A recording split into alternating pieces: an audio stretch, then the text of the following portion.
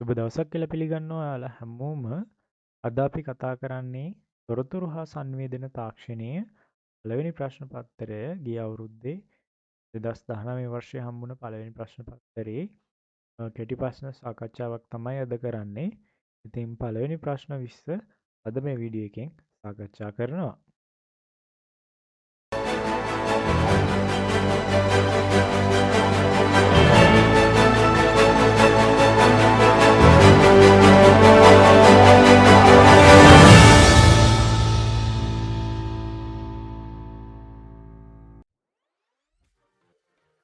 පළවෙනි ප්‍රශ්නයට අපිට හම්බෙලා තියෙන්නේ ආදාන හා ප්‍රතිදාන හැකියාවන් දෙකම පවතින්නේ පහත සඳහන් කවර උපක්‍රමයකද කියලා. ඉතින් මේකේ අහන්නේ inputs output දෙකම තියෙන්නේ මොකේද කියලා.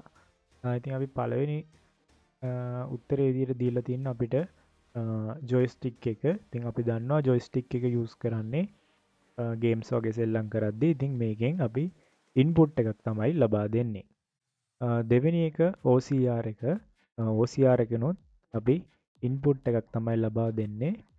ඊළඟට තුන්වෙනි උත්තරේ තියෙනවා ස්පර්ශ තිරය එහෙම නැත්නම් ටච් ස්ක්‍රීන් එක. ඉතින් ඔයාලා දන්නවා ඇති ෆෝන් එකේ ටච් ස්ක්‍රීන් එක තියෙනවා. මේකෙන් අපි ඉන්පුට්ස් ඒ වගේම අපිට ස්ක්‍රීන් එකෙන් අවුට්පුට් එකත් බලා ගන්න පුළුවන්. ඉතින් හතරවෙනියට තියෙන්නේ වෙබ්කෑම්. වෙබ්කෑම් කියන්නේ ඒකෙමුත් ඉන්පුට් එකක් තමයි ලබා දෙන්නේ. අපේ ෆොටෝ එකක් හරි නැත්නම් වීඩියෝ එක හරි පරිගණකයට ඉන්පුට් කරන එක තමයි වෙබ් කැමරාවෙන් කරන්නේ. ඒ නිසා පළවෙනි එකට උත්තරේ විදිහට අපිට ගන්න පුළුවන් ටච් ස්ක්‍රීන් එහෙම නැත්නම් ස්පර්ශක තිරය.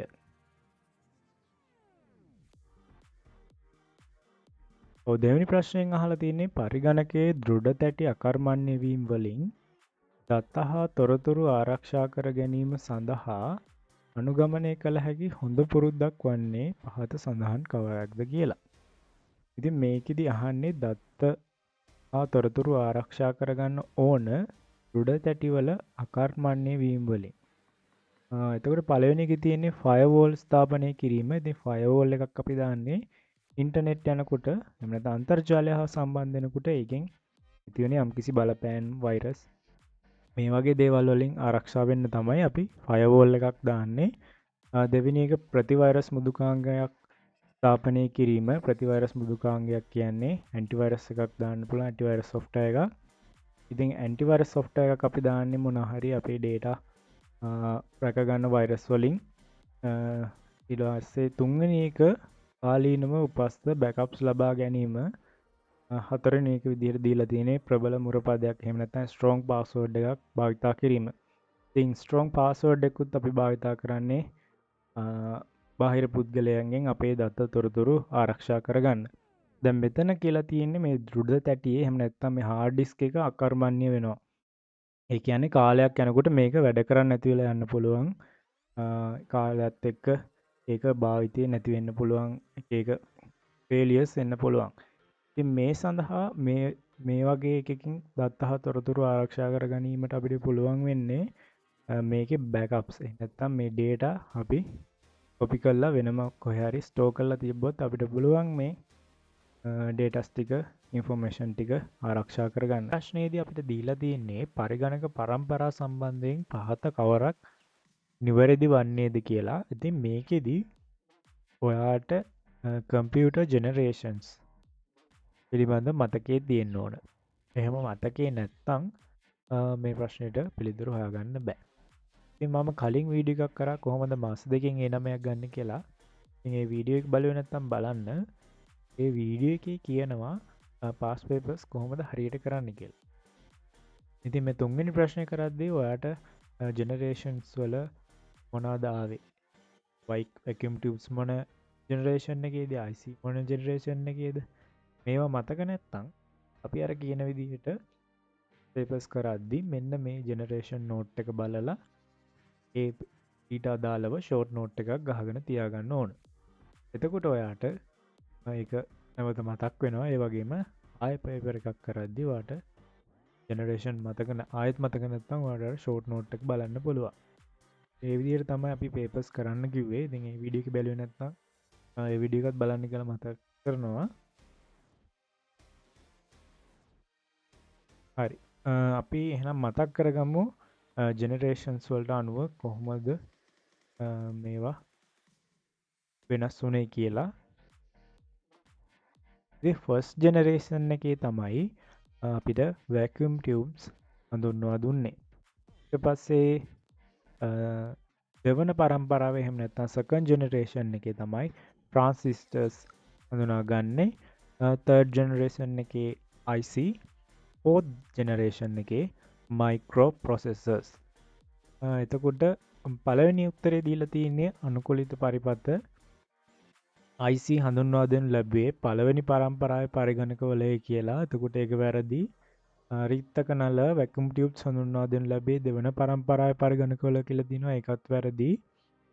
ට්‍රාන්සිස්ටර්ස් හඳුන්වා දෙනු ලැබුවේ තුන්වෙනි පරම්පරාවේ පරිගණකවල කියලා දිනවා. ඒකත් වැරදි. හතරවෙනි එක අතිවිශාල පරිමාණය අනුකලිත පරිපථ VLSI හඳුන්වා දෙනු ලැබේ සිව්වන පරම්පරාවේ පරිගණකවලය. මෙන්න මේක තමයි නිවැරදි උත්තරේ. හැබැයි මේකේ ටිකක් ඔබ නොමග යවලා තියෙනවා අතිවිශාල පරිමාණය කියලා දාලා. මෙතන අතිවිශාල පරිමාණයේ අනුකූලිත පරිපථ කියන්නේ IC. කියන්නේ ICs ගොඩාක් එකතු කරලා තමයි මයික්‍රෝ ප්‍රොසෙසර් එක හදන්නේ. ඉතින් මෙතන මයික්‍රෝ ප්‍රොසෙසර් හඳුන්වා දෙන්න ලැබුවේ සිව්වන පරම්පරාවේ පරිගණකවලය කියන එක වෙනුවට මේ විදිහට දාලා තියෙනවා. ඉතින් ඒ හින්දා ඔයාලට උත්තරේ වැරදෙන්න පුළුවන් සමහර වෙලාවට. නමුත් හරි උත්තරේ හතරවෙනි එක අති විශාල පරිමාණයේ අනුකූලිත පරිපථ එහෙම නැත්නම් ICs ගොඩාක් එකතු කරලා තමයි මේ මයික්‍රෝ ප්‍රොසෙසර්ස් හදන්නේ. ඒක තමයි මෙතන කියලා තියෙන්නේ. ඒ හින්දා තුන්වෙනි ප්‍රශ්නෙට උත්තරේ විදිහට අපිට හතරවෙනි උත්තරේ සලකන්න පුළුවන්.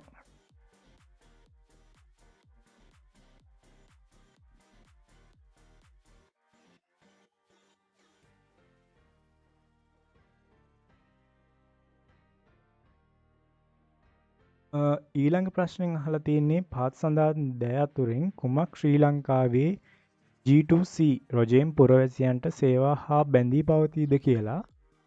එතකොට A කියලා දීලා දෙනවා අපොස සාමාන්‍ය පෙළ විභාග ප්‍රතිඵල මාර්ගතව බැලීම. B මාර්ගතව ආහාර ඇනවුම් කිරීම. C වාහන ආදායම් බලපත්‍රයේ මාර්ගතව අලුත් කිරීම. ඉතින් මෙතනදී රජය මගින් කරන්නේ A හා C පමණයි. එතකොට B එහෙම නැත්නම් මේ ආහාර ඇනවුම් කිරීම අනේ ෆුඩ් ඕඩර් කරන එක රජය මගින් නෙවෙයි කරන්නේ. ඒක පෞද්ගලික ආයතන මගින් කරන්නේ. ඒ හින්දා A හා C කියන දෙක නිවැරදි.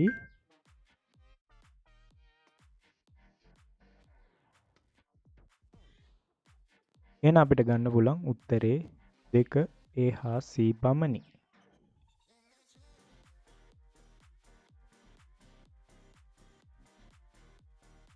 පස්වෙනි ප්‍රශ්නේ දත්ත සැකසුම සඳහා උදාහරණයක් වන්නේ පහත් සඳහන් කවරක්ද? දත්ත සැකසුම එහෙම නැත්නම් data processing සඳහා උදාහරණයක් තමයි මෙතනදී අහන්නේ. ඉතින් පළවෙනි එක මුදල් ආපසු ගැනීමෙන් පසු බැංකු කරන මුදුකාංගයක් භාවිතයෙන් ගිණුමේ ශේෂය ගණනය කිරීම. ඉතින් බැංකුවේ මුදල් ගත්තට පස්සේ අපි මේකෙදි ගණනය කිරීමක් සිදු කරනවා. කලින් තිබ්බ මුදලින් ගත්ත මුදල අඩු කරලා ඉතිරි මුදල ශේෂය විසින් පෙන්නනවා. ඉතින් මේක තමයි පළවෙනි එකේදී කරන්නේ. ඉතින් මේකෙදි data process වීමක් සිදු වෙනවා. අපි ඊතුරු උත්තරත් බලමු. දෙක ගොනුවක් ෆයිල් USB දාවකයෙන් පරිගණකයේ දෘඩ තැටියට කොපි කිරීම. ඉතින් මෙතනදී වෙන්නේ USB එකේ තියෙන data ටික hard disk එකට කොපි කරන එක විතරයි. ඉතින් මෙතනදී process එකක් වෙන්නේ නැහැ.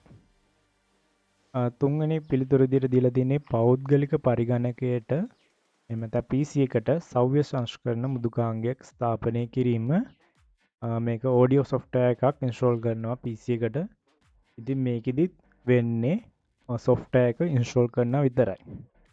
ඉතින් මේ පිළිතුර මේ විදිහට තිබ්බොත් audio software එකක් භාවිතයෙන් audio එකක් සංස්කරණය කිරීම, ඒ කියන්නේ ශ්‍රව්‍ය සංස්කරණ මුදුකාංගයක් භාවිතයෙන් ශ්‍රව්‍ය සංස්කරණය කිරීම කියලා තිබ්බොත් එතන වෙන්නේ process එකක් data.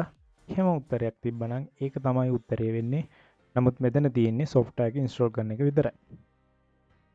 හතරවෙනි එක ස්කෑනරයක් භාවිතයෙන් ලිපියක් සුපරික්සීම කියලා තියෙනවා. ඉතින් මෙතනදිත් තියෙන ස්කෑන් එකෙන් අපි කරන්න මොකක් හෝ අපේ ඩොකියුමන්ට් එකක් ස්කෑන් කරගන්න එක. ඒක ඒ විදිහටම අපිට කම්පියුටර් ලැබෙනවා. ඉතින් එතන ප්‍රොසෙස් එකක් වෙන්නේ නැහැ. ඒ හින්දා අපිට උදාහරණයක් විදිහට ගන්න වෙන්නේ පළවෙනි උත්තරේ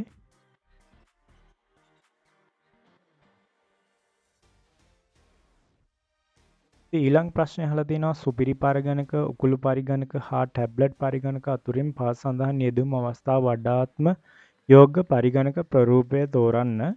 ඒ චන්ද්‍රිකා මගින් අඛණ්ඩව ලබා ගන්නා අතිවිශාල දත්ත ප්‍රමාණයක් සැකසීමට B තම නිවසින් බැහැරව නිවාඩුගත කරන ලේඛකයෙකුට රචනාවක් ලිවීම සඳහා C ලැබෙන අයිතම් ඉල්ලීම් ඇතුළත් කිරීමට වෙළඳසැලට පැමිණෙන ජංගම වෙළඳ නියෝජිතගේ භාවිතය සඳහා.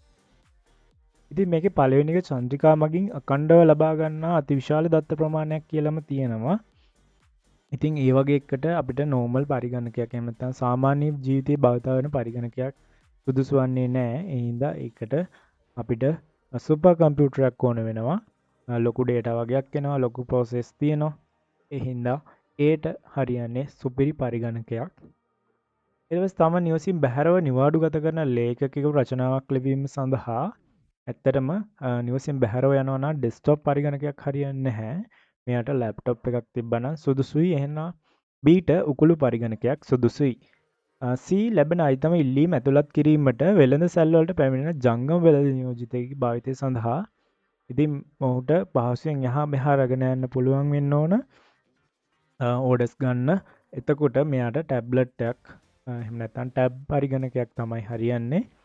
එහෙනම් අපිට ගන්න පුළුවන් Aට සුපිරි පරිගණකය, Bට උකුළු පරිගණකය, Cට ටැබ්ලට් පරිගණකය. ඒ නිසා 6 වෙනි එකට උත්තරේ 3 කියලා අපිට ගන්න පුළුවන්.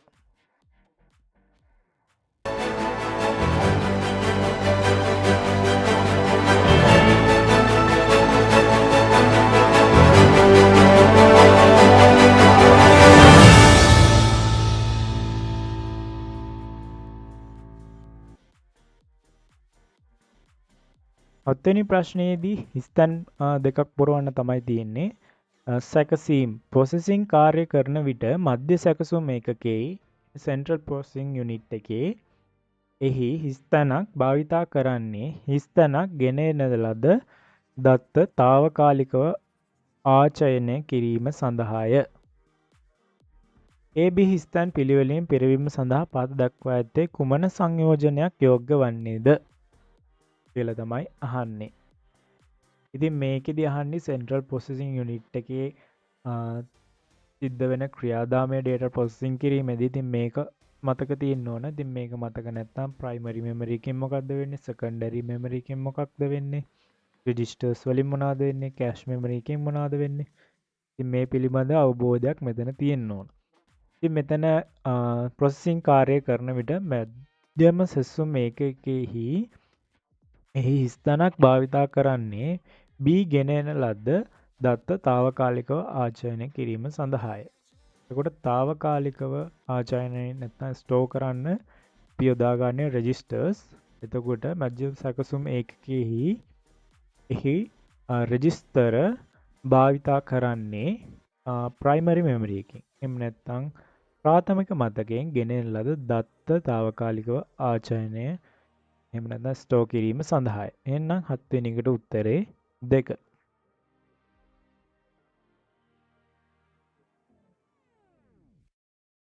ඊළඟට 8 වෙනි ප්‍රශ්නේ සම්ප්‍රේෂණ මාධ්‍ය සම්බන්ධයෙන් පහත කවරක් නිවැරදි වන්නේද?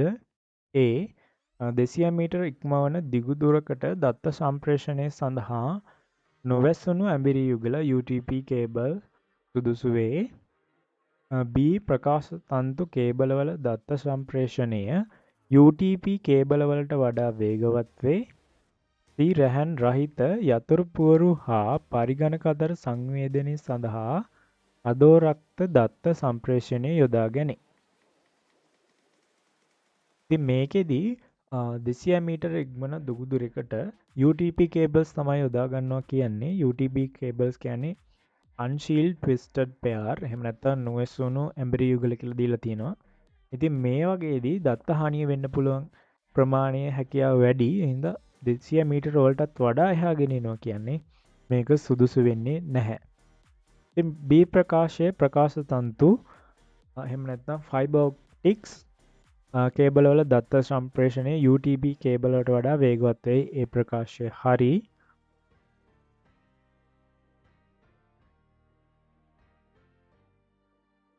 ඊළඟට C රැහන් රහිත යතුරු පුවරු හා පරිගණක අතර සංවේදනය සඳහා අධෝරක්ත සම්ප්‍රේෂණය යොදාගනී. ඉතින් ඉන්ෆ්‍රාරෙඩ්ස් යොදාගන්නේ. ඉතින් ඒකත් හරි. එහෙනම් අපිට B හා C ප්‍රකාශ හරි කියලා ගන්න පුළුවන්. නිසා 8ට උත්තරේ 3. ඊළඟට 9 වෙනි ප්‍රශ්නේ පහත සඳහන් වගන්ති අතුරෙන් කවරක් සත්‍ය වන්නේද කියලා අහලා තිනවා. A පරිගණක තුල දත්ත හා උපදෙස් ආචායනය වී ඇත්තේ ද්විමය ආකාරයෙනි. මේ ආචායනය කියන්නේ ස්ටෝර් වෙලා තියෙනවා කියන එක. ඉතින් බයිනරි විදිහට තමයි ස්ටෝර් වෙලා තියෙන්නේ. එහෙනම් ඒ ප්‍රකාශය හරි. 945 සංඛ්‍යාව අෂ්ටක හා ෂඩ්දශමයේ සංඛ්‍යා පද්ධති දෙකටම වළංගු වේ කියලා තියෙනවා. ඉතින් අෂ්ටක සංඛ්‍යාවල 8 තියෙන්න බෑ පුතේ. ඒ කියන්නේ අපි දැන් සංඛ්‍යා පාදයක් ගන්නවා නම් දැන් ද්විමය සංඛ්‍යා කිව්වම ඒකේ 0යි 1යි තියෙන්නේ. ඒකේ 2 නැහැ. ඉතින් අෂ්ටක කිව්වම 8 ඉලක්කම එන්න බෑ. එතකොට ඒ වගේ ක්‍රමයකින් ඔයා මේක බැලුවොත් ඔයාට ලේසියෙන්ම අඳුර ගන්න පුළුවන් 945 කියන එක වළංගු වෙන්නේ නැහැ කියලා. 8 පාදයට. ඊළඟට C 412 8 පාදයට 412 තුල්‍ය වන්නේ මෙන්න මේ දෙකේ පාදේ සංඛ්‍යාව දීලා දිනවා. ඉතින් මේක හදලා බලන්න පුතේ. ඉතින් මේක හැදුවම මේ දෙකත් සමාන වෙනවා. ඒ නිසා අපිට ගන්න පුළුවන් A හා C කොමනි කියලා. 10 වෙනි ප්‍රශ්නයේ ප්‍රවේශ වේගය අනුව දී ඇති ආචායන සංරචක අවරෝහණ පිළිවෙලට සකසා ඇති වර්ණය කුමක්ද කියලා අහනවා. මේක මම ඉංග්‍රීසි එකත් පෙන්නන්නම්.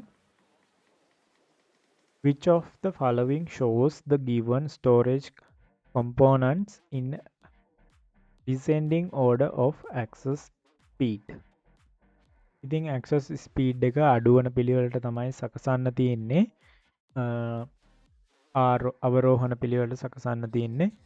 ඉතින් වැඩිතම ස්පීඩ් එකක් අපි නැත්තම් වේගයක් පවතින්නේ රෙජිස්ටර් වල.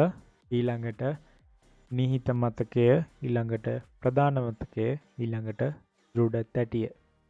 අපි 10ට 3 තුන්වෙනි උත්තරේ ගන්න පුළුවන්. ඉතින් මේ වගේ ඉංග්‍රීසි වචන මතක නැත්තම් මම මේකේ උත්තරේ පෙන්නන්නම්. 10 registers, cache memory, main memory, hard disk.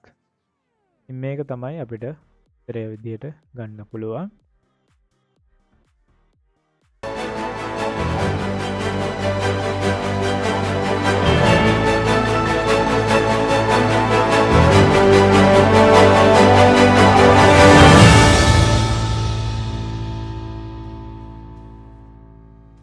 පළවෙනි ප්‍රශ්නයේ E අක්ෂරය ඇක්සි වගුවේ 69 ලෙස නිරූපණය වේ නම් ඇක්සි වගුව අනුව G අක්ෂරයේ ද්විමය නිරූපණය කුමක්ද? නේ එතකොට අපිට G අක්ෂරයේ බයිනරි විදිහට කොහොමද කියලා අහන්නේ. ඉතින් E69 නම් ඔයාලා ඉංග්‍රීසි ඕඩිය දන්නවා E F G තමයි එන්නේ. එතකොට E69 නම් F කියන්නේ 70යි 10 පාදයෙන්. එතකොට G කියන්නේ 71යි. G අක්ෂරේ එනවා 71 කියලා 10 පාදයට. ඉතින් ඊට අදාළ දෙකේ පාදයේ සංඛ්‍යාව තමයි සොයන්න ඕන. මේක හැදුවට පස්සේ අපිට ගන්න පුළුවන් උත්තරේ විදිහට දෙවෙනි උත්තරේ තියෙන්නේ 71ට අදාළ මේ සංඛ්‍යාව. ඔව් 12 වෙනි ප්‍රශ්නේදී උත්තරේ විදිහට අපිට 4 වෙනි උත්තරේ ගන්න පුළුවන්. මේකේ දැන් 3 වෙනි එකේ තියෙනවා ක්‍රියාවලි කළමනාකරණය, මතක කළමනාකරණය, දත්ත සමුදා කළමනාකරණය. ඉතින් මේ දත්ත සමුදා කළමනාකරණය කියන්නේ database management. අපි ඉංග්‍රීසි පේපර් එක ගත්තොත් process management, memory management, database management. ඉතින් database management එකක් OS එකකින් එහෙම නැත්නම් operating system එකකින් වෙන්නේ නැහැ. ඉතින් process management, memory management, file management කියන එක තමයි වෙන්නේ. payroll management කියන එක ඒකත් යම්කිසි software එකකට අදාළ වෙන්න පුළුවන් payroll management එකක් පඩිපතක් සකස් කිරීම. ඒ වගේ දේවල් operating system එකකින් වෙන්නේ නැහැ. එහෙනම් අපිට උත්තරේ විදිහට ගන්න වෙන්නේ 4 වෙනි උත්තරය.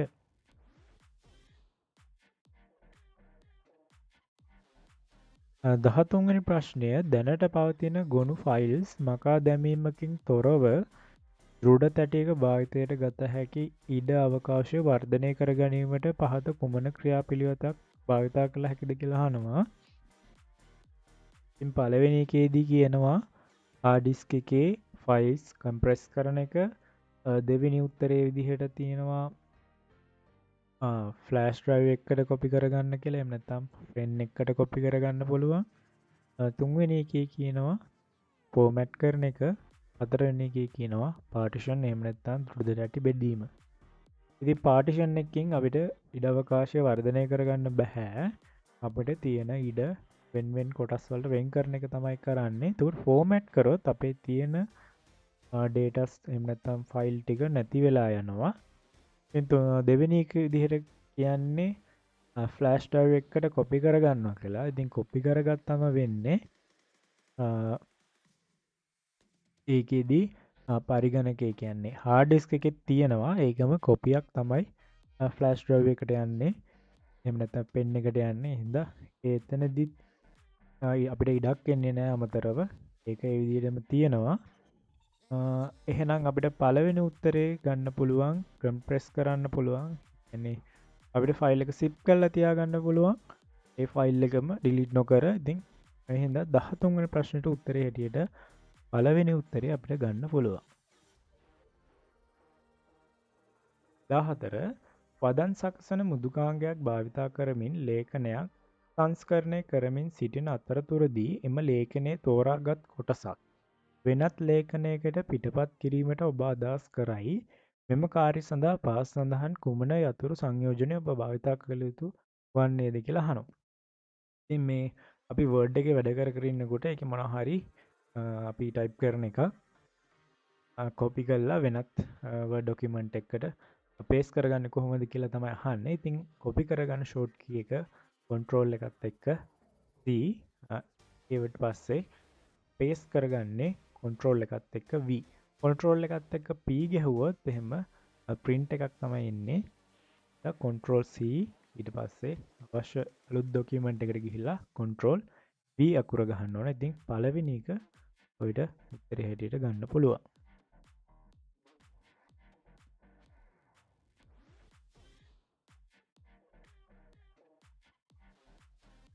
15 වෙනි ප්‍රශ්නයේ පැදුරුම් පතක කෝෂ පරාසයක් A3C3 ලෙස දී ඇති අවස්ථාවක් සලකා බලන්න. මෙම පරාසය තුළ අඩංගු කෝෂ මොනවද කියලා අහනවා. ඉතින් කෝෂ පරාසයක් කියලාම දීලා තියෙනවා. ඒ A3 ඉඳලා C4 වෙනකන් තියෙන සෙල්ස් ටික තමයි අහන්නේ. එතකොට A3 B3 C3 A4 B4 C4 කියන මේ සෙට් එකම එන්න ඕන. මම ඕන්න එක කාලට කරලා පෙන්නන්නම්. මේ තියෙන Excel ඩොකියුමන්ට් එකක්. ඉතින් මේ තියෙනවා ඔයාලා පාට කරලා පේනවා ඇති A3 කියන එක. ඊළඟට අපිට C3 කියලා දීලා තියෙනවා. අපි ඒකත් පාට දාගමු. ඉතින් එතකොට අපිට අදාළ වෙන පරාසය වෙන්නේ මෙන්න මේ සෙල්ස් ටික. අපි ඕනනම් ෆෝමියුලා එක ගහලා බලමු මෙතන.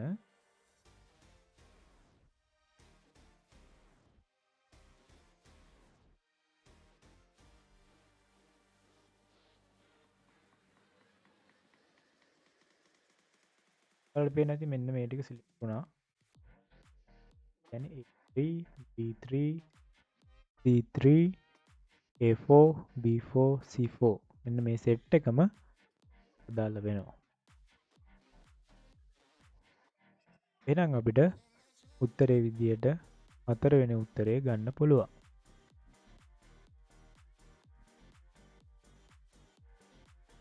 16 වෙනි ප්‍රශ්නයේ C2 කෝෂය සඳහා ෆෝමියුලා එකක් ලියලා තියෙනවා. B2 වැඩි කිරීම $5 සූත්‍රය ඇතුළත් කර ඇති පහත පෙන්වා ඇති පැදුරුම්පත් කොටස සලකා බලන්න කියලා. C2 කියන්නේ මෙන්න මේකේ මේකට මේ සෙල් එකට තමයි ගහලා තියෙන්නේ මේ ෆෝමියුලා එක. මේක මේ ඩොලර් මාර්කයක් දාලා තියෙනවා. ඉතින් ඔයාලා දන්නවා ඩොලර් මාර්කයක් දැම්මම අපි ඩොලර් මාර්කයක් දාන්නේ ලොක් එකකට. එතකොට මෙන්න මේ පදේ වෙනස් වෙන්නේ නැහැ. ඉතින් මේක කොපි කරලා මේකේ තියෙන්නේ C2 කෝෂය ඇති සූත්‍රය C3 කෝෂයට කොපි කළ විට C3 කෝෂයේ දිස්වන්නේ කුමක්ද කියලා අහලා තියෙනවා. ඉතින් මේකේ ෆෝමියුලා එක මේකට කොපි කරාම මෙතන වෙනසක් වෙන්නේ නැහැ. නමුත් මේක වෙනස් වෙනවා.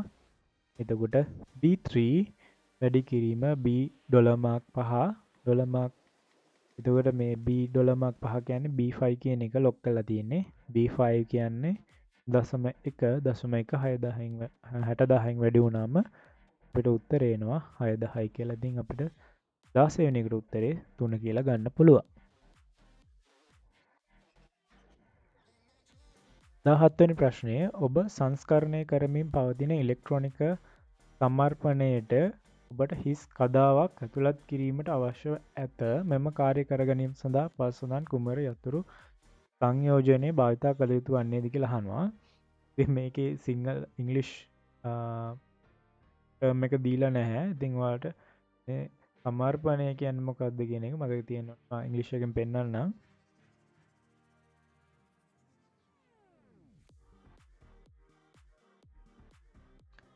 ඉතින් 17 වෙනි ප්‍රශ්නේ you want to add a blank slide to an electronic presentation that you are editing. I think අපිට මේ PowerPoint එකකට එහෙම නැත්නම් presentation එකට new slide එකක් අලුත් slide එකක් දාගන්න ඕන. ඒකට දාන්න ඕන shortcut key එක තමයි අහන්නේ. ඉතින් මේකට ඕන shortcut key එක new slide එකට control N නෙවෙයි control M. මේ 17 වෙනි එකට අපිට පළවෙනි උත්තරේ ගන්න පුළුවන්. ඉතින් දෙවෙනි එකත් අහලා තියෙන්නේ PowerPoint ගැනමයි. 18 ඉලෙක්ට්‍රොනික සමර්පණ මෘදුකාංගයක කුමන ගුණාංගයක් ෆීචර් භාවිතා කරමින් එහි කදාවක සන්දාර සැකසුම content arrangement පාත පෙන්වා ඇති සැකසුම එක අවස්ථාවේ සිට දෙක අවස්ථාවට මාරු කරගත හැකිද? ඉතින් මේකෙන් මේකට මාරු කරගන්නේ කොහොමද කියලා අහලා තිනවා. ඒකේ නම් ඉංග්‍රීසි ටර්ම්ස් ටික දීලා තියෙනවා. පළවෙනි එක slide layout, දෙක slide show, තුන slide sorter, හතර slide view. ඉතින් මේකේ අපිට මේ content arrangement එක මේක මේ විදිහට හදාගන්න අපිට slide layout එක තමයි භාවිතා කරන්න ඕන. එහෙනම් 18 වෙනි එකට උත්තරේ එක විදිහට අපිට ගන්න පුළුවන්. 19 වෙනි ප්‍රශ්නය වදන් සැකසුම හා ඉලෙක්ට්‍රොනික සමර්පණය යන මෘදුකාංග වර්ග දෙකෙහිම පොදු ගුණාංගයක් නොවන්නේ පහත සඳහන් කවරක්ද කියලා තමයි අහලා තියෙන්නේ. ඉතින් පළවෙනි එක තියෙනවා පේලි පරතරය වෙනස් කිරීම. දෙවෙනි එක සෙවීම හා ප්‍රතිස්ථාපනය find and replace. තුන්වෙනි එක mail merge. හතරවෙනි එක ස්පෙල් checker එහෙම නැත්නම් අක්ෂර වින්‍යාස පරීක්ෂාව. ඉතින් මේකෙදි මේ mail merge කියන එක තමයි අපිට PowerPoint වල දකින්න ලැබෙන්නේ නැහැ. මේක දකින්න ලැබෙන Word වල. ඉතින් පොදු ගුණාංගයක් නොවන්නේ මේ උත්තරේ හින්දා 19 උත්තරේ 3.